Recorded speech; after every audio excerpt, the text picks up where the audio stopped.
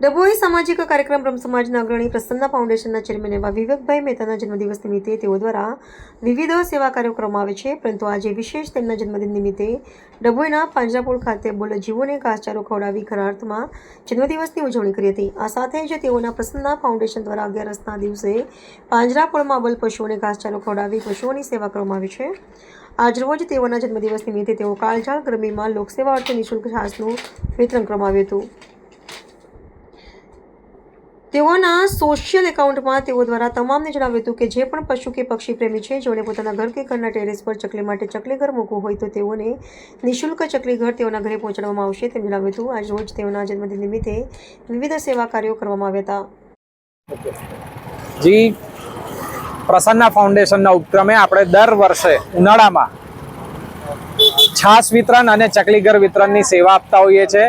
હવે ઉનાળામાં જેમ જેમ તાપ વધતો જશે તેમ આપણે આ છાસ વિતરણ હવે રોજબરોજ દિનમદિનના દિવસે કામ કરવાના છે।